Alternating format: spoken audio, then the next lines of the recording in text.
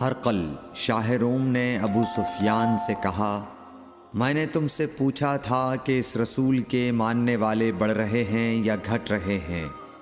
تو نے جواب میں بتلایا کہ وہ بڑھ رہے ہیں۔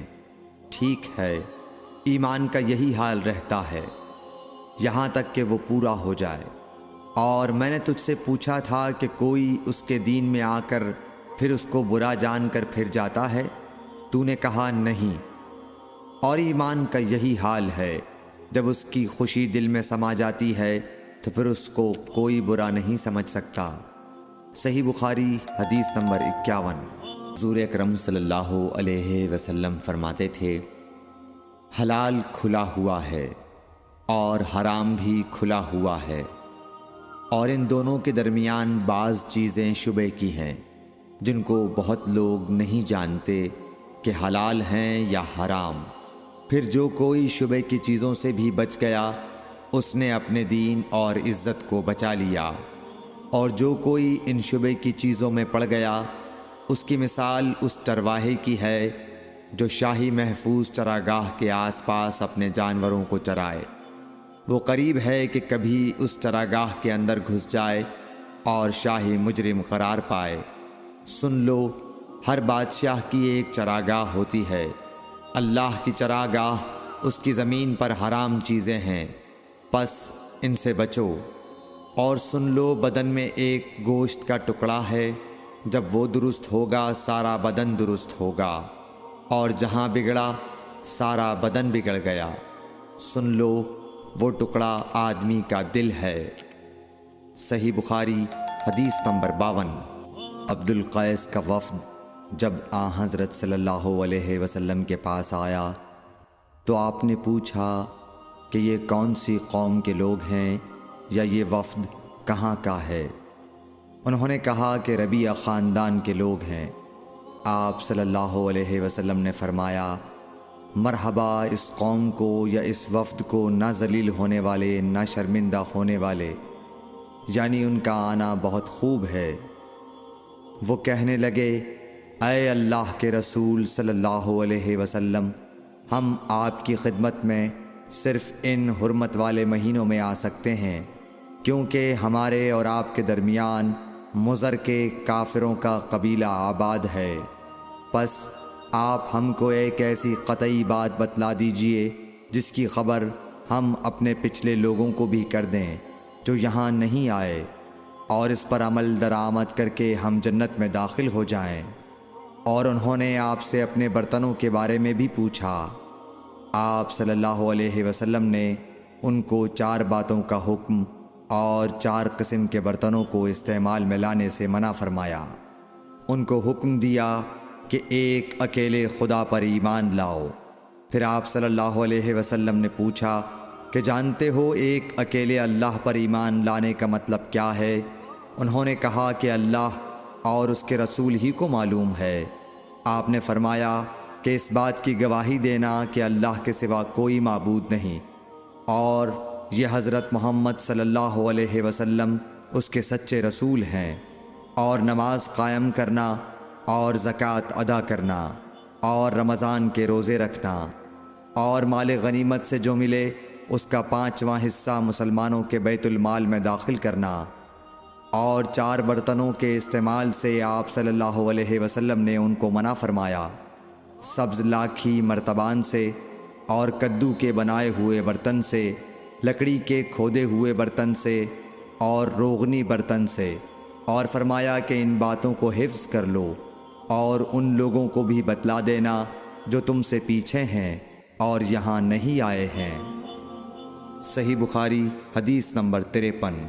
حضرت صلی اللہ علیہ وسلم نے فرمایا، عمل نیت ہی سے صحیح ہوتے ہیں، یا نیت ہی کے مطابق ان کو بدلہ ملتا ہے، اور ہر آدمی کو وہی ملے گا جو نیت کرے گا۔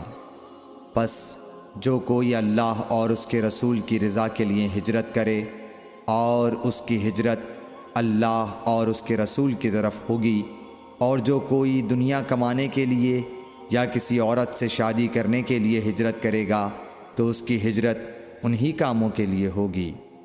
صحیح بخاری حدیث نمبر 54۔ حضرت صلی اللہ علیہ وسلم نے فرمایا، جب آدمی ثواب کی نیت سے اپنے اہل و عیال پر خرچ کرے پس وہ بھی اس کے لیے صدقہ ہے۔ صحیح بخاری حدیث نمبر 55۔ حضرت صلی اللہ علیہ وسلم نے فرمایا، بے شک تو جو کچھ خرچ کرے اور اس سے تیری نیت اللہ کی رضا حاصل کرنی ہو تو تجھ کو اس کا ثواب ملے گا، یہاں تک کہ اس پر بھی جو تو اپنی بیوی کے منہ میں ڈالے۔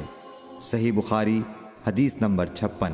جریر بن عبداللہ رضی اللہ تعالی عنہ نے کہا کہ حضرت صلی اللہ علیہ وسلم سے میں نے نماز قائم کرنے اور زکوٰۃ ادا کرنے اور ہر مسلمان کی خیر خواہی کرنے پر بیعت کی۔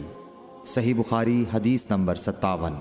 جس دن مغیرہ بن شعبہ حاکم کوفہ کا انتقال ہوا تو جریر بن عبداللہ رضی اللہ تعالی عنہ خطبے کے لیے کھڑے ہوئے اور اللہ کی تعریف اور خوبی بیان کی اور کہا، تم کو اکیلے اللہ کا ڈر رکھنا چاہیے، اس کا کوئی شریک نہیں، اور تحمل اور اطمینان سے رہنا چاہیے اس وقت تک کہ کوئی دوسرا حاکم تمہارے اوپر آئے، اور وہ ابھی آنے والا ہے۔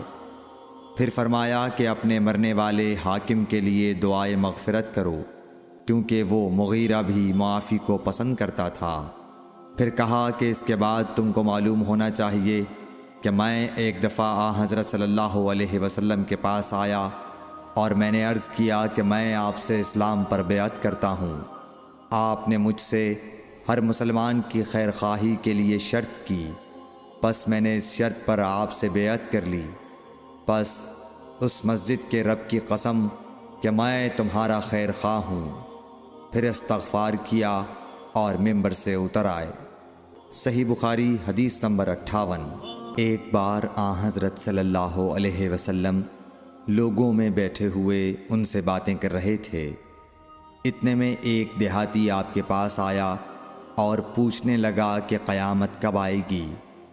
آپ صلی اللہ علیہ وسلم اپنی گفتگو میں مصروف رہے۔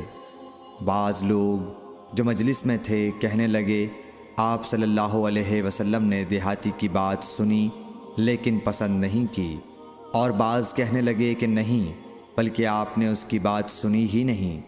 جب آپ اپنی باتیں پوری کر چکے تو میں سمجھتا ہوں کہ آپ صلی اللہ علیہ وسلم نے یوں فرمایا، وہ قیامت کے بارے میں پوچھنے والا کہاں گیا؟ اس دیہاتی نے کہا، حضور میں موجود ہوں۔ آپ نے فرمایا کہ جب امانت ایمانداری دنیا سے اٹھ جائے تو قیامت قائم ہونے کا انتظار کر۔ اس نے کہا، ایمانداری اٹھنے کا کیا مطلب ہے؟ آپ صلی اللہ علیہ وسلم نے فرمایا کہ جب حکومت کے کاروبار نالائق لوگوں کو سونپ دیے جائیں تو قیامت کا انتظار کر۔ صحیح بخاری حدیث نمبر 59۔ عبداللہ بن عمرو نے کہا کہ ایک سفر میں جو ہم نے کیا تھا، حضرت صلی اللہ علیہ وسلم ہم سے پیچھے رہ گئے، اور آپ صلی اللہ علیہ وسلم ہم سے اس وقت ملے جب عصر کی نماز کا وقت آن پہنچا تھا۔ ہم جلدی جلدی وضو کر رہے تھے، پس پاؤں کو خوب دھونے کے بدل ہم یوں ہی سا دھو رہے تھے۔ یہ حال دیکھ کر آپ صلی اللہ علیہ وسلم نے بلند آواز سے پکارا، دیکھو ایڑیوں کی خرابی دوزخ سے ہونے والی ہے۔ 2 یا 3 بار آپ صلی اللہ علیہ وسلم نے یوں ہی بلند آواز سے فرمایا۔ صحیح بخاری حدیث نمبر 60۔